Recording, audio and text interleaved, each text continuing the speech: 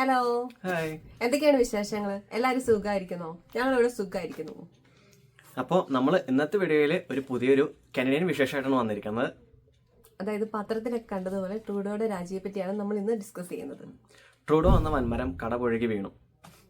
അപ്പോൾ ട്രൂഡോ 2015 തൊട്ട് 2025 വരെയുള്ള കാലഘട്ടത്തിൽ കാനഡയെ നയിച്ച ഒരാളാണ്, ഏകദേശം 10 വർഷത്തെ കാലത്തോട്ട്. അപ്പോൾ അതിനുശേഷം ഇനി അങ്ങോട്ട് എന്ത് സംഭവിക്കും? ഈ ട്രൂഡോ പോകുന്നതിന് ശേഷം ഇനി ആരാണ് വരുന്നത്? ഇനി എന്ത് പാർട്ടിയാണ് കാനഡ ഭരിക്കുന്നത്? ഇന്ത്യൻ കാനഡ ബന്ധം ഇനി എങ്ങനെയായിരിക്കും? അതുപോലെ തന്നെ ട്രൂഡോയുടെ ഭരണം നമുക്കൊന്ന് വിശകലനം ചെയ്യും. അതായത് പോസിറ്റീവ് എന്തൊക്കെ ഉണ്ടായിട്ടുണ്ട്, എന്തൊക്കെ നെഗറ്റീവ്സ് ഉണ്ടായിട്ടുണ്ട് എന്നും. ഇമിഗ്രേഷനെ സംബന്ധിച്ച് എന്തൊക്കെ മാറ്റങ്ങളാണ് കൊണ്ടുവന്നുള്ളത്, ഇനി 2020 എന്തൊക്കെ മാറ്റങ്ങളാണ് വരാൻ പോകുന്നത് എന്നൊക്കെയാണ് ഇന്നത്തെ വീഡിയോയിൽ നമ്മൾ ഡിസ്കസ് ചെയ്യാൻ പോകുന്നത്. അപ്പോൾ എല്ലാവർക്കും നമ്മുടെ പുതിയൊരു വീഡിയോയിലേക്ക് സ്വാഗതം.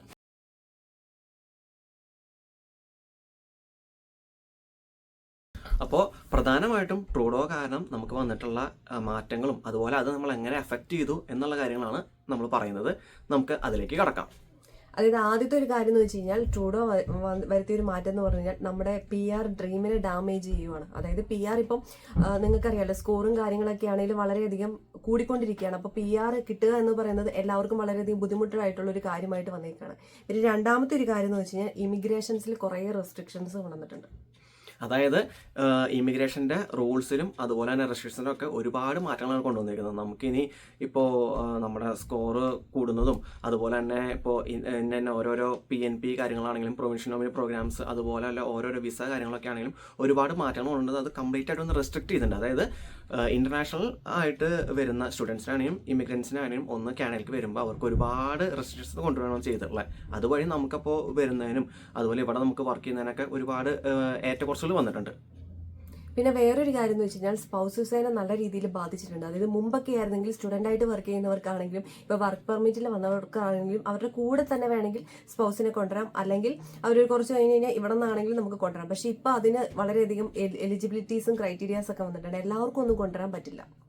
അതുപോലെ മറ്റൊരു വലിയ മാറ്റമാണ് ലിമിറ്റ് ചെയ്തേക്കുന്നത്. ഇന്റർനാഷണൽ സ്റ്റുഡൻസിന്റെ വർക്ക് പെർമിറ്റിന്റെ കാര്യങ്ങൾ ലിമിറ്റ് ചെയ്തേക്കുന്നത് ഒരു വൻ മാറ്റം തന്നെയാണ്. അത് ഒരുപാട് ആൾക്കാർക്ക് അനത്തി തിരിച്ചടിയായിട്ടുണ്ട്. അതായത് വർക്ക് പെർമിറ്റിന്റെ അതിന്റെ റൂൾസ് ഒന്ന് ടൈറ്റ് ചെയ്യുക, അതുപോലെ തന്നെ അവരുടെ വർക്കിംഗ് അവേഴ്സ് കുറയ്ക്കുക, അതുപോലെ തന്നെ ഇപ്പോൾ അത് കഴിഞ്ഞ് അവർക്ക് ഇനിയൊന്ന് വർക്ക് പെർമിറ്റ് കടക്കാനോ അത് കഴിഞ്ഞ് PR അപ്ലൈ ചെയ്യാനുള്ള ഒരുപാട് കാര്യങ്ങളിൽ മാറ്റം വരുത്തിയിട്ടുണ്ട്.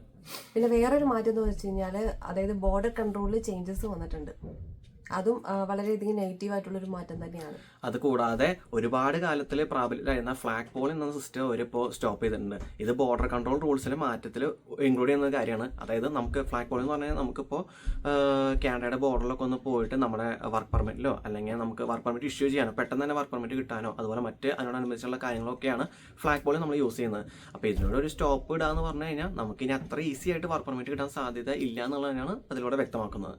ട്രൂഡോ എന്ന് പറയുന്ന ഒരു ഭരണാധികാരി ഒന്നുമല്ലാതെ ആക്കിയ ഒരു നിമിഷമാണ് അതായത് ട്രംപ് US പ്രസിഡന്റ് ചോദിച്ചത്. അതായത് കാനഡയെ US ചേർക്കാൻ പറ്റുമോ എന്നൊരു കാര്യം. അത് ഒരു പരിധി വരെ രാജ്യനെ വളരെയധികം സ്വാധീനിച്ചിട്ടുണ്ട്. ഒരു നിമിഷത്തേക്ക് ഞാൻ ആഗ്രഹിച്ചു പോയി, ഈശ്വര ഇനി പെട്ടെന്ന് US ഇനി പോകേണ്ട ഒരു ചാൻസ് ഒന്ന് ട്രംപ് ഒന്ന് കൂട്ടിത്തരാണല്ലോ, പെട്ടെന്ന് ഇനി അങ്ങോട്ട് കാനഡ US ഒന്ന് ചോദിച്ചു കഴിഞ്ഞാൽ നമുക്കിനി US സിറ്റിസൺ ആവാൻ അധികം വലിയ കാലതാമസം വേണ്ടിയില്ല എന്നൊന്ന് കൊതിച്ച നിമിഷം വരുന്നത്. പക്ഷെ ഒരു പരിധി വരെ നമ്മളിപ്പോൾ ഇമിഗ്രൻസ് ആയതുകൊണ്ട് നമുക്കങ്ങനെ ഇപ്പോൾ കാനഡ ആ ഒരു സംഭവം നമുക്ക് അത്ര ഇമോഷണൽ ആയിട്ട് നമുക്ക് തോന്നുന്നില്ല. പക്ഷെ എന്നാലും നമ്മളെ അതേ സമയത്ത് നമ്മൾ ഇന്ത്യൻസ് ആയിട്ട് പെട്ടെന്ന് ഒരു പാകിസ്ഥാൻ ആ ഒരു സംഭവത്തേക്ക് നമ്മൾ ചേരണം എന്ന് പറഞ്ഞു കഴിഞ്ഞാൽ നമുക്ക് അത് പോസിബിൾ ആയിട്ടുള്ള ഒരു കാര്യമല്ല. വളരെയധികം അപമാനകരമായിട്ടുള്ളൊരു സംഭവമായിരിക്കും. കാനഡിയൻസിന് അത് വളരെ ഒരു അങ്ങനത്തെ കാരണം ഇത്രയും നാളും കാനഡ ഒരു പ്രത്യേക ഒരു US മാറിയ ഒരു രാജ്യത്ത് നിന്നിട്ട് ഇനി പെട്ടെന്ന് കാനഡ US ചേരണം എന്നൊക്കെ പറഞ്ഞാൽ അവർക്ക് ഭയങ്കര വിഷമമായിരിക്കും. പക്ഷെ അതൊരു പരിധി വരെ എന്നല്ല, അത് തന്നെയാണ് മെയിൻ ആയിട്ടുള്ള, എനിക്ക് തോന്നുന്ന ഒരു മെയിൻ ആയിട്ടുള്ള ഒരു റീസൺ. അങ്ങനെ ഒരു അവസ്ഥയിലേക്ക് കാനഡ എത്തിച്ചേർന്നല്ലോ എന്നുള്ള രീതി കൊണ്ടാണ് ഇനി അതും പരസ്യമായിട്ടാണ് ആ ഒരു പ്രഖ്യാപനം ഉണ്ടായത് തന്നെ. വേറൊരു വൻ മാറ്റം എന്ന് പറഞ്ഞാൽ വിസിറ്റർ വിസയിൽ ഉണ്ടാവുന്ന ചേഞ്ചസ് ആണ്. അതായത് പണ്ടൊക്കെ ആണെങ്കിൽ നമ്മളൊരു 10 വർഷത്തേക്ക് ഇപ്പം നമ്മുടെ പാരന്റ്സിനെയൊക്കെ കൊണ്ടുവരുവാണെങ്കിൽ വൺ ടൈം നമ്മളൊരു വിസ അപ്ലൈ ചെയ്തിട്ടുണ്ടെങ്കിൽ 10 വർഷത്തിൽ അവർക്ക് പിന്നെ വന്നും പോയിക്കൊണ്ടിരിക്കാം. പക്ഷെ ഇപ്പോൾ ഒരു ചേഞ്ച് എന്ന് പറഞ്ഞു കഴിഞ്ഞാൽ ഇപ്പൊ 10 വർഷത്തേക്കൊന്നും നമുക്ക് പറ്റത്തില്ല. വളരെയധികം കുറച്ച് വർഷത്തേക്ക് മാത്രമേ നമുക്കത് എലിജിബിൾ ആവുള്ളൂ. അതായത് ഷോർട്ട് ടൈം വിസയാണ് ഇനി അങ്ങോട്ടുള്ള ഇഷ്യൂ ചെയ്യുന്നത്. മുമ്പ് മൾട്ടിപ്പിൾ എൻട്രി വിസ പോസിബിൾ ആയിരുന്നത്, ഇനി അങ്ങോട്ട് ഷോർട്ട് ടൈം വിസ ആയിരിക്കും. അതായത് വൺ ടൈം വന്ന് പോകാൻ അല്ലെങ്കിൽ കുറച്ച് കാലഘട്ടത്തേക്ക് മാത്രം വിസ ഇഷ്യൂ ചെയ്യുന്നതാണ് എൻ്റെ കാര്യം. അതുപോലെ പിന്നെ വന്നുള്ള മാറ്റം എന്ന് പറഞ്ഞാൽ സ്ട്രിക്റ്റ് റെഗുലേഷൻസ് അവർ അപ്ലൈ ചെയ്തിട്ടുണ്ട് ടെമ്പററി ഫോറിൻ വർക്കേഴ്സിന്. ഇതിൻ്റെ ഒക്കെ ഇപ്പോൾ ഈ പറഞ്ഞ ഓരോ റെസ്ട്രിക്ഷൻസിൻ്റെയും റൂൾസിൻ്റെയും റെഗുലേഷൻ്റെ കാര്യങ്ങൾ നമ്മൾ ഡീറ്റെയിൽ വീഡിയോ ആയിട്ട് നമ്മുടെ ചാനലിൽ ഓൾറെഡി അപ്ലോഡ് ചെയ്തിട്ടുണ്ട്. അപ്പോൾ നിങ്ങൾക്ക് ഇതിൻ്റെ എൻ്റയർ ഡീറ്റെയിൽസ് അടങ്ങുന്ന വീഡിയോ ഒന്ന് അറിയണമെങ്കിൽ നമ്മളെ പ്രീവിയസ് വീഡിയോസ് ഒന്ന് കണ്ടു കഴിഞ്ഞാൽ നിങ്ങൾക്ക് അതിൻ്റെ ഡീറ്റെയിൽഡ് ഇൻഫർമേഷൻ കിട്ടുന്നതായിരിക്കും.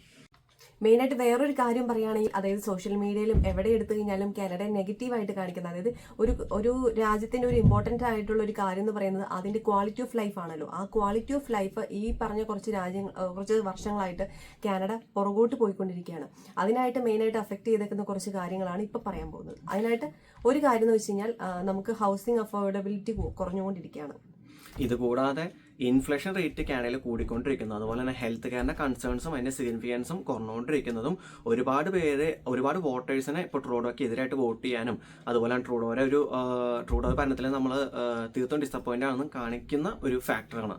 ഇങ്ങനെ കാനഡയിലെ ലൈഫ് സ്റ്റൈലും അതുപോലെ കാനഡയിലെ കൺസേൺസൊക്കെ അങ്ങനെ കുറഞ്ഞുകൊണ്ടിരിക്കുകയാണ്. ഇപ്പോൾ കാനഡയിൽ നിന്ന് പോകാനായിട്ടുള്ള ഒരുപാട് കാര്യങ്ങൾ ഇപ്പോൾ നമുക്കുണ്ട്. കാനഡയിൽ നിന്ന് പോയാൽ നമ്മൾ രക്ഷപ്പെടുന്ന കരുതുന്ന ഒരുപാട് പേരാണ് ഇപ്പോൾ ട്രൂഡോയ്ക്ക് എതിരെ അങ്ങനെ വോട്ട് ചെയ്തിട്ടുള്ളത്. അതാണ് ട്രൂഡോയുടെ രാജിവെക്കാനുള്ള മറ്റു ഒരു റീസൺസ്. ഇത് കൂടാതെ ഇന്ത്യക്കും കാനഡയ്ക്കും ഇങ്ങനെ ഒരു നല്ലൊരു ബന്ധം ഉണ്ടായിരുന്നത് തളർത്താനും ഇപ്പോൾ ട്രൂഡോ ഈ ഭരണത്തിൽ ഈ കഴിഞ്ഞ കാലഘട്ടത്തിൽ സാധിച്ചിട്ടുണ്ട്. അതിനുള്ള റീസണാണ് നമ്മൾ ഇനി പറയാൻ പോകുന്നത്. പ്രധാനപ്പെട്ട ഒരു പ്രശ്നം എന്ന് വെച്ചിട്ടുണ്ടെങ്കിൽ നിജാർ വധക്കേസിൽ ട്രൂഡോ ഓൾറെഡി പറഞ്ഞിരുന്നു ഇന്ത്യയാണ് ഇതിന് പിന്നിൽ, ഇന്ത്യയാണ് ആ കൊലക്കുറ്റത്തിന് പിന്നിൽ എന്നുള്ളത്. എന്നാൽ അതിന് പ്രോപ്പറായിട്ടൊരു പ്രൂഫ് കാണിക്കാനോ ഒരു എവിഡൻസ് സബ്മിറ്റ് ചെയ്യാനോ ട്രൂഡോയ്ക്ക് കഴിഞ്ഞില്ല. ഇത് ഓൾറെഡി ഇന്ത്യയും കാനഡ തമ്മിലുള്ള ഒരു ഒരസലിന് കാരണമായിട്ടുണ്ട്. ഇത് കൂടാതെ ഇന്ത്യയിൽ ഉണ്ടായിരുന്ന കനേഡിയൻ എംബസി ഓഫീസേഴ്സിനെ അവർ ഓൾറെഡി പുറത്താക്കുകയും അതിനോട് ബദൽ ഏർപ്പാടായിട്ട് കാനഡ അവിടെ ഉണ്ടായിരുന്ന എംബസിയിൽ ഇന്ത്യൻ ഓഫീസേഴ്സിനെ പുറത്താക്കുകയും ചെയ്തിട്ടുണ്ടായിരുന്നു. ഇത് കൂടുതലായിട്ട് ഇന്ത്യൻ കാനഡ ബന്ധത്തിൽ കൂടുതൽ വിള്ളൽ ഏർപ്പെടുത്തുകയും അവർ തമ്മിലൊരു നല്ലൊരു രീതിയിൽ തന്നെ നെഗറ്റീവായിട്ട് ഇമ്പാക്റ്റ് വരുത്താനും സാധിച്ചിട്ടുണ്ട്. ഇത്രയുമാണ് ട്രൂഡോൻ്റെ ഒരു ഭരണത്തിൽ, അതായത് ഈ കഴിഞ്ഞ കുറച്ച് നാളുകളായിട്ട് ഇന്ത്യയും കാനഡയും തമ്മിലുള്ള അതിൻ്റെ ഒരു ആഫ്റ്റർ എഫക്ട്സുകളും അതിനുശേഷം ഇപ്പോൾ ട്രൂഡോ രാജിവെക്കുകയാണ് ചെയ്യുന്നത്. അപ്പോൾ ഇനി ഇത് നമ്മളെ എങ്ങനെ ബാധിക്കും, നമുക്ക് പോസിറ്റീവാണോ നെഗറ്റീവാണോ, ഒരു ഇമിഗ്രേഷൻ്റെ കാര്യത്തിലാണെങ്കിലും ഇപ്പോൾ നമ്മുടെ ഇവിടുത്തെ ലൈഫ് സ്റ്റൈലിൻ്റെ കാര്യത്തിലാണെങ്കിലും ഇന്ത്യയും കാനഡ നമ്മളെ ബന്ധത്തിൻ്റെ കാര്യത്തിലാണെങ്കിലും എങ്ങനെയാണ് ഇത് ട്രൂഡോ മാറി നിന്നു എന്ന് കരുതി നമ്മുടെ ഈ കാര്യങ്ങളിലൊക്കെ മാറ്റങ്ങൾ വരുമോ എന്നൊക്കെ നമ്മൾ വെയിറ്റ് ചെയ്ത് കാണേണ്ടിയിരിക്കുന്നു. ആ ഒരു സമയത്ത് 2025 മാറ്റങ്ങൾ എന്തൊക്കെയാണെന്ന് നമുക്കിനി കാണാം.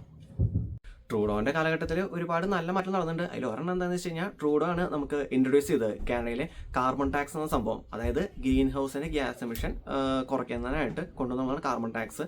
അതുവഴി നമുക്ക് കുറേ പ്രയോജനങ്ങളൊക്കെ ഉണ്ടായിട്ടുണ്ട് എന്നുള്ളത് അവിടെ നിൽക്കട്ടെ. അങ്ങനെ ആണെങ്കിൽ പോലും ഒരുപാട് പ്രശ്നങ്ങളും മെയിനായിട്ട് ഇമിഗ്രേഷൻ്റെ കാര്യത്തിൽ ഒരുപാട് പ്രശ്നങ്ങളും ഉണ്ടാക്കിയിട്ടുണ്ട്.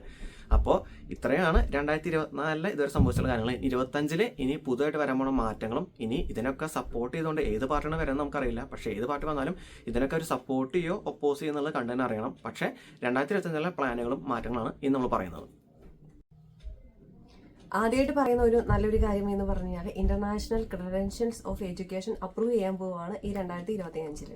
അതായത് കൂടുതലായിട്ട് നമ്മുടെ ഇപ്പോൾ നമ്മുടെ നാട്ടിൽ പഠിച്ച ആ കാര്യങ്ങളുടെ ആ സെയിം ഫീൽഡിലെ ക്രെഡൻഷ്യൽസ് നമുക്കിവിടെ നോർമലൈസ് ചെയ്യാൻ പോവുകയാണ്.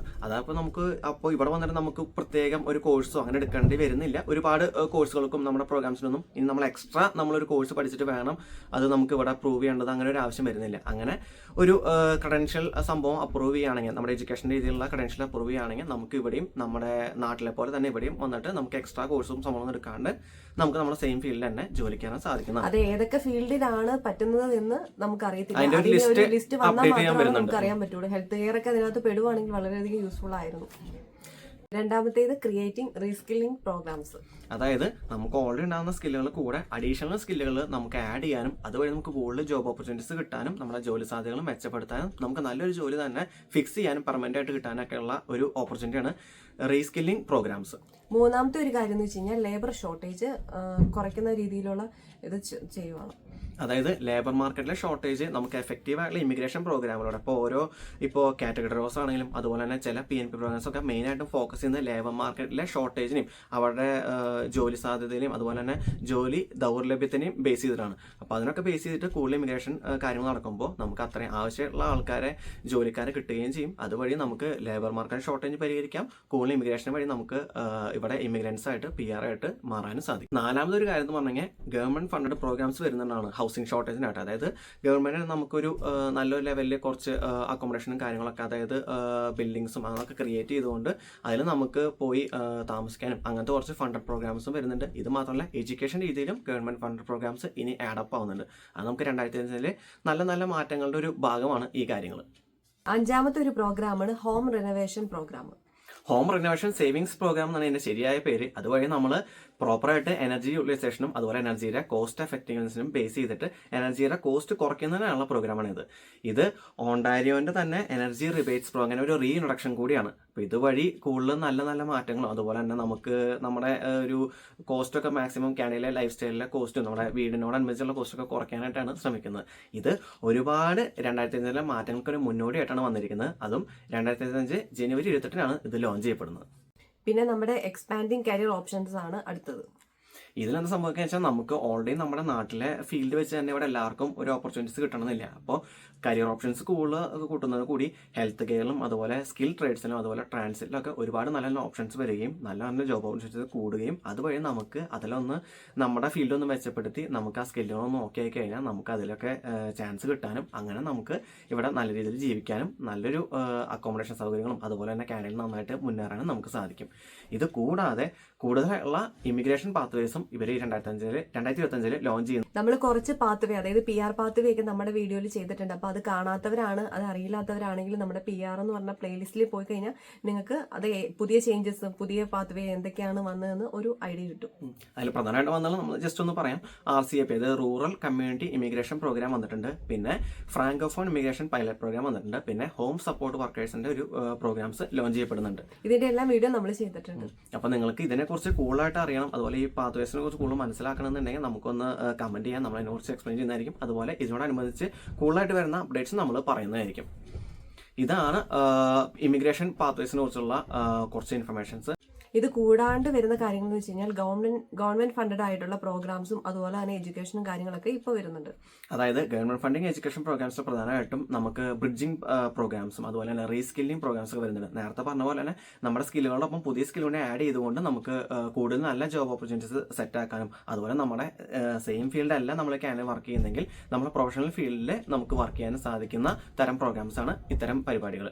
അപ്പോൾ ഇതൊക്കെ നല്ല നല്ല മാറ്റങ്ങളാണ്. അപ്പോൾ ഇതിപ്പോൾ നമുക്ക് ട്രൂഡോ രാജി വെക്കുന്നതോടൊപ്പം തന്നെ പുതിയതായിട്ട് വരുന്ന പാർട്ടി ഏതാണോ എങ്ങനെയാണെന്ന് നമുക്കറിയില്ല. അവർ നമുക്ക് പോസിറ്റീവായിട്ട് എഫക്റ്റീവോ നെഗറ്റീവായിട്ട് എഫക്റ്റീവോ നമുക്കറിയില്ല. പക്ഷെ നമുക്ക് നല്ലൊരു മാറ്റം തന്നെ പ്രതീക്ഷിക്കാം, നല്ലൊരു പോസിറ്റീവായിട്ടുള്ള കാര്യങ്ങൾ. ഇപ്പൊ കൊണ്ടുവന്നേക്കുന്ന മാറ്റങ്ങൾ, അതായത് നല്ല മാറ്റങ്ങളാണെങ്കിലും ചീത്ത മാറ്റങ്ങളാണെങ്കിലും അത് ചിലപ്പോൾ കണ്ടിന്യൂ ചെയ്തു പോകാൻ ചിലപ്പോൾ മാറ്റം വരാം. അപ്പോൾ അതിൽ നമുക്കൊരു നല്ലൊരു രീതിയിൽ തന്നെ പോസിറ്റീവ് ചേഞ്ച് വരും നമുക്ക് പ്രത്യാശിക്കാം. അങ്ങനെ നമുക്ക് കൂടുതൽ അപ്ഡേറ്റ്സിനായിട്ട് നമുക്ക് വെയിറ്റ് ചെയ്യാം. അപ്പോൾ ഇതേ സമയം നമ്മൾ ചിന്തിക്കേണ്ട ഒരു കാര്യമുണ്ട്. ട്രൂഡോ വരുത്തിയേക്കുന്ന മാറ്റങ്ങളും പോസിറ്റീവായിട്ടുള്ള കാര്യങ്ങളും നെഗറ്റീവായിട്ടുള്ള കാര്യങ്ങളും എല്ലാം നമ്മളിവിടെ ഡിസ്കസ് ചെയ്തിട്ടുണ്ട്. അതായത് ഒരാൾ 10 വർഷം ഒരു രാജ്യം ഭരിക്കുമ്പോൾ ഉണ്ടാകുന്ന ചേഞ്ചസും കാര്യങ്ങളൊക്കെ നമുക്കറിയാലോ. അപ്പോൾ അതിനകത്ത് വന്നേക്കുന്ന മാറ്റങ്ങളെല്ലാം നമ്മളിവിടെ ഓൾറെഡി ഡിസ്കസ് ചെയ്തിട്ടുണ്ട്. അപ്പോൾ ഇതിനകത്ത് നിന്ന് നമുക്ക് ഇനി ചിന്തിക്കേണ്ട ഒരു കാര്യം എന്ന് വെച്ച് കഴിഞ്ഞാൽ ഈ ട്രൂഡോ പോയി എന്ന് കരുതി സ്റ്റിൽ നമുക്ക് ഈ നെഗറ്റീവ്സ് സ്റ്റിൽ നിലനിൽക്കുകയും എന്നാൽ പോസിറ്റീവ് ഒരു ഗ്രോത്തും ഉണ്ടാവാണ്ടിരിക്കുന്നു കഴിഞ്ഞാൽ നമുക്ക് വലിയ യൂസ് ഒന്നുമില്ല. അപ്പൊ നമുക്ക് നിങ്ങളുടെ കമന്റ് എന്താണ്, അതായത് നിങ്ങളുടെ ഒരു സജഷൻ എന്താണ്? അതായത് ട്രൂഡോ രാജിവെച്ചത് കൊണ്ട് നമുക്ക് നമ്മുടെ കാനഡയുടെ ക്വാളിറ്റി ഓഫ് ലൈഫ് കൂടുവോ അതോ എന്തെങ്കിലും നല്ല മാറ്റങ്ങൾ വരുമോ?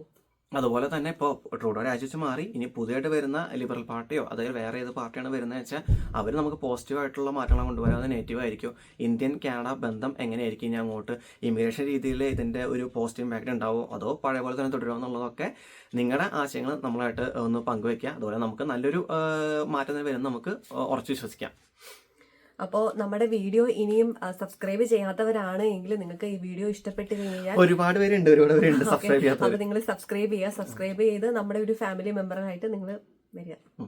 അപ്പോൾ നമ്മുടെ ഇൻഫോർമേറ്റീവ് അപ്ഡേറ്റ്സും വീഡിയോസൊക്കെ നിങ്ങൾക്ക് റീച്ച് ആവുന്നതായിരിക്കും. അപ്പോൾ ഓൾ എന്ന് പറയുന്ന സബ്സ്ക്രൈബ് ചെയ്യുന്നതിന്റെ കൂടെ തന്നെ സൈഡിൽ വരുന്ന ബെല്ലൈക്കൺ തട്ടി പൊട്ടിക്കുക. അതിനുശേഷം ഓൾ എന്ന് പറയുന്ന ബട്ടൺ എനാബിൾ ചെയ്ത് കഴിഞ്ഞാൽ നമ്മൾ ഇടുന്ന വീഡിയോസ് ഇൻഫർമേഷൻ ആയിട്ടോ എന്തോ ആയിക്കോട്ടെ ആ വീഡിയോ ഒന്നും സ്കിപ്പ് ആവത്തില്ല. നിങ്ങൾക്ക് കറണ്ട് അപ്ഡേറ്റ്സും ഇനിയുള്ള അങ്ങോട്ടുള്ള വരുന്ന ന്യൂസൊക്കെ നിങ്ങൾക്ക് അപ്പോൾ പെട്ടെന്ന് റീച്ച് ആവാൻ സഹായമാകും. അതുപോലെ എന്താ പറയുക, ഇപ്പോൾ നമുക്ക് എന്തെങ്കിലും നിങ്ങൾ കഴിഞ്ഞ വീഡിയോയിൽ നിങ്ങൾ ചെയ്ത പോലെ കഴിഞ്ഞ വീഡിയോ നമ്മുടെ മേജർ വർക്ക് പെർമിറ്റ് ചേഞ്ചസ് ആയിരുന്നു. അപ്പോൾ അതിൽ ഒരുപാട് പേര് നല്ല നല്ല റെസ്പോൺസ് ഷെയർ ചെയ്തിട്ടുണ്ടായിരുന്നു. അതുപോലെ ക്വയറീസും കമൻസും ഡൗട്ട്സും ഒക്കെ ചോദിച്ചിട്ടുണ്ടായിരുന്നു. അപ്പോൾ നമുക്ക് അതിനുള്ള എല്ലാവർക്കും ഉള്ള ഒരു ആൻസർ നമ്മൾ ഓരോന്നിനും കൊടുത്തിട്ടുണ്ട്, കൃത്യമായിട്ട് തന്നതാണ് വിശ്വാസം. നമ്മുടെ വീഡിയോയിൽ പറയാൻ പറ്റാത്ത കാര്യങ്ങൾ അത് കുറച്ച് എക്സ്പാൻഡ് വീഡിയോ ആയി പോകുന്നു വിചാരിച്ചിട്ട് നമ്മളത് ക്വയറീസിനുള്ള ആൻസേഴ്സ് ആയിട്ട് നമ്മൾ കൊടുത്തിട്ടുണ്ട്. അപ്പോൾ അതുപോലെ തന്നെ ഈ വീഡിയോയുടെ താഴെ നിങ്ങൾക്ക് എന്തെങ്കിലും ഡൗട്ടും കാര്യങ്ങളുണ്ടെങ്കിൽ കമന്റ് ചെയ്യുക. നിങ്ങൾക്ക് വേണ്ടപ്പെട്ട ഒരു കാൻഡിൽ ഉണ്ടോ, അല്ലെങ്കിൽ നിങ്ങൾ കാൻഡിലാണെങ്കിൽ ഈ വീഡിയോസ് ഒന്ന് ഷെയർ ചെയ്ത് കഴിഞ്ഞാൽ കൂടുതൽ ആൾക്കാർ റീച്ചോ, അപ്പോൾ കൂടുതൽ ആൾക്കാർക്ക് ഇത് മനസ്സിലാവാൻ സാധിക്കും. അതുപോലെ തന്നെ നിങ്ങളുടെ ഇത്തവണയും ഈ വീഡിയോയ്ക്ക് താഴെ നിങ്ങളൊന്ന് ക്വയറീസ് ഒക്കെ ഉണ്ടെങ്കിൽ ഡൗട്ട്സ് ഒക്കെ ഉണ്ടെങ്കിൽ കമന്റ് ചെയ്യാൻ ഞങ്ങൾ റിപ്ലൈ ചെയ്യുന്നതായിരിക്കും. അപ്പോൾ ഇന്നത്തെ വീഡിയോ ഇവിടെ വൈൻഡപ്പ് ചെയ്യുകയാണ്. അപ്പോൾ നമുക്ക് കൂടുതൽ രസകരമായ മറ്റൊരു ഇൻഫോർമേറ്റീവ് വീഡിയോയിൽ വീണ്ടും കാണാം. അതുവരെയ്ക്കും bye, have a great one, stay happy, be positive.